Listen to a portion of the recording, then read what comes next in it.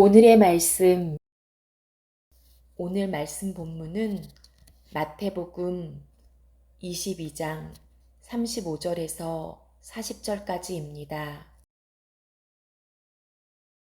그 중에 한 율법사가 예수를 시험하여 묻되, 선생님, 율법 중에서 어느 계명이 크니이까?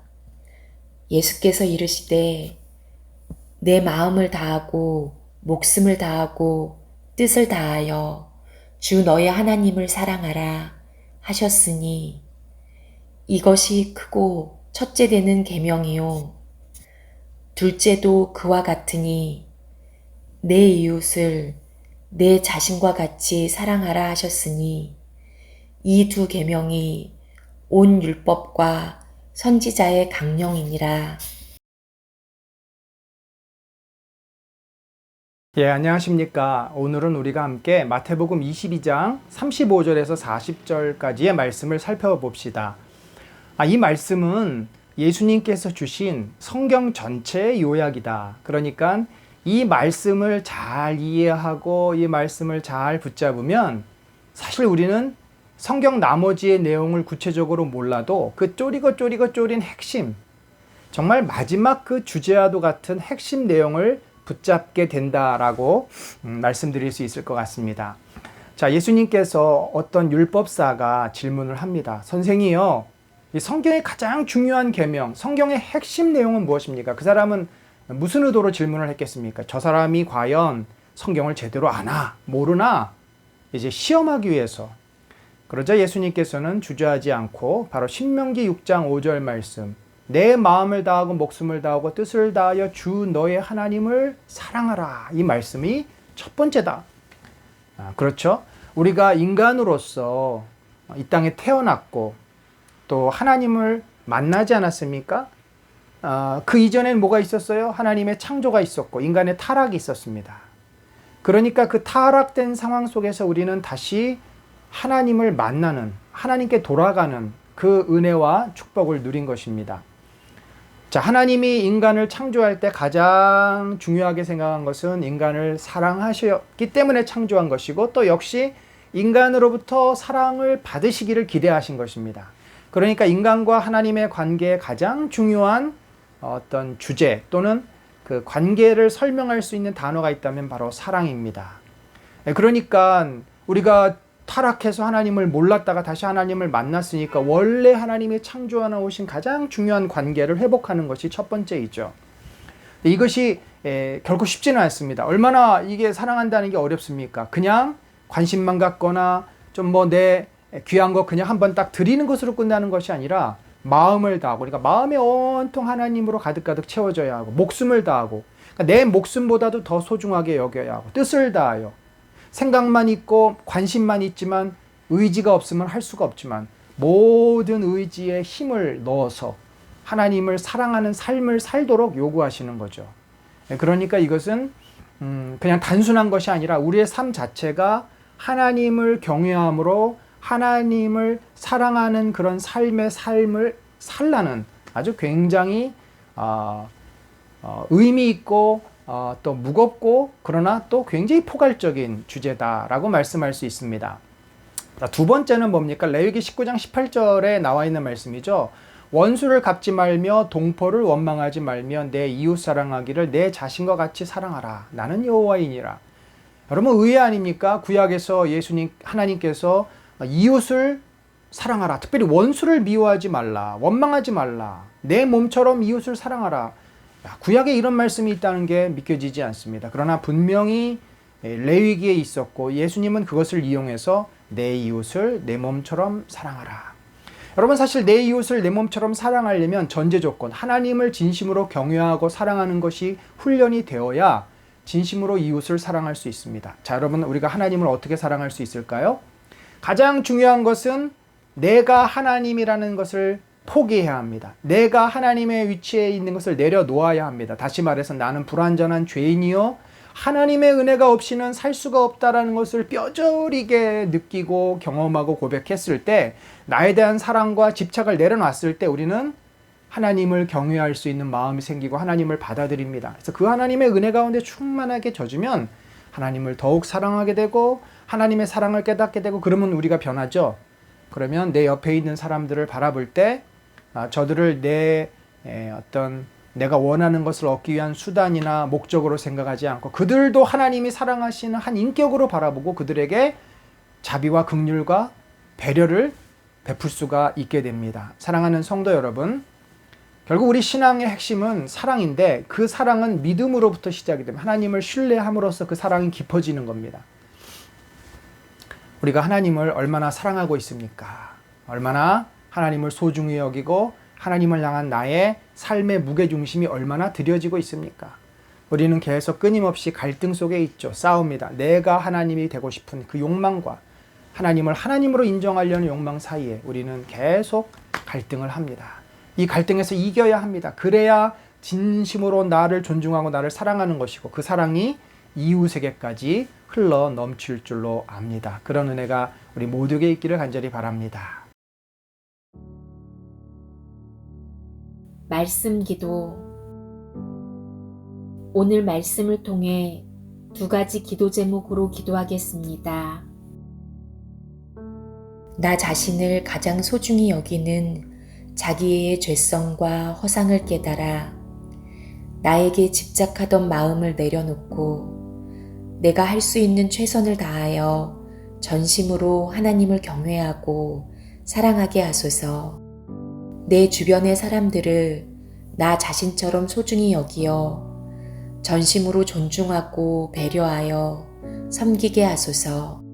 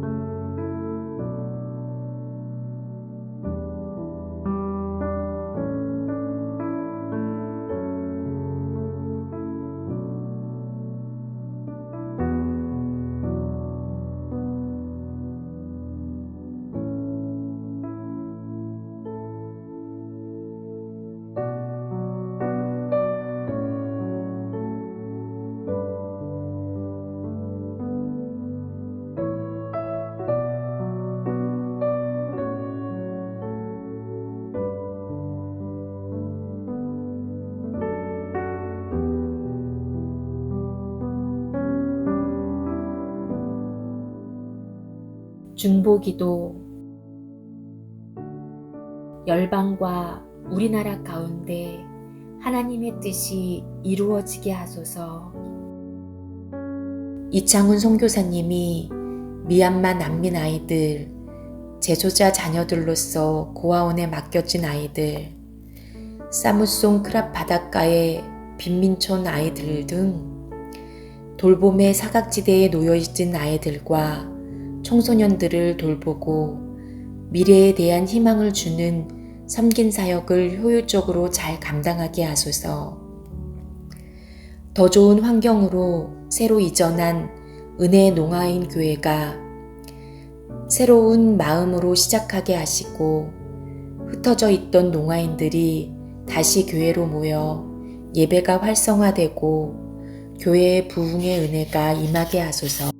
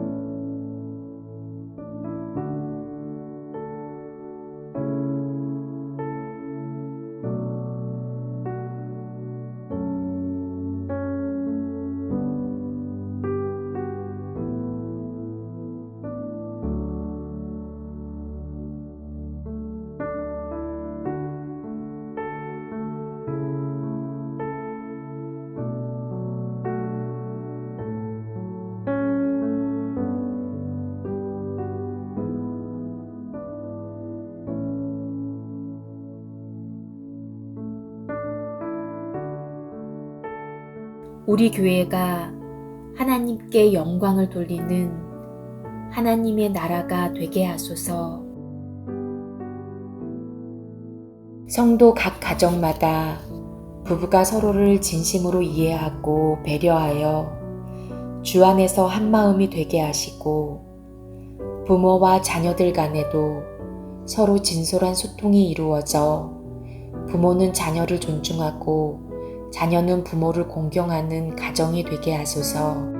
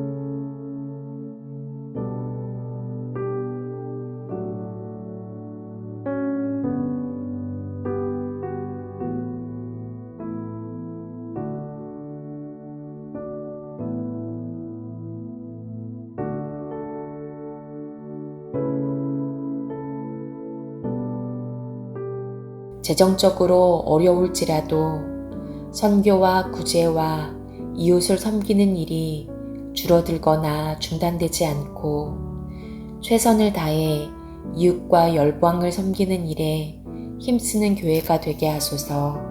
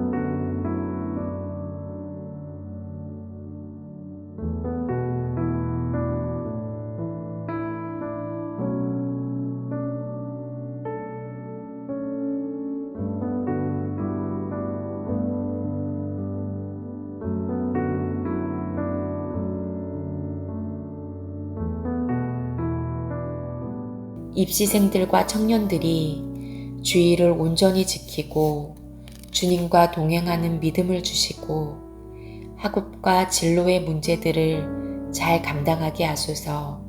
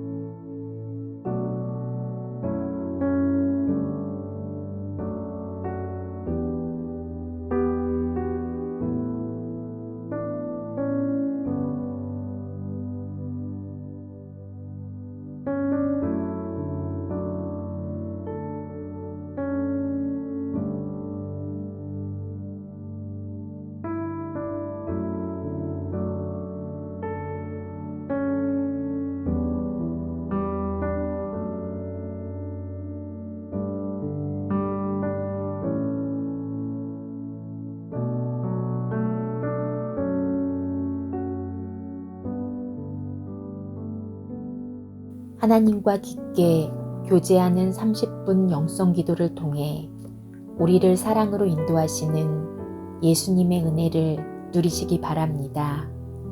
오늘도 주님과 동행하는 하루 되세요.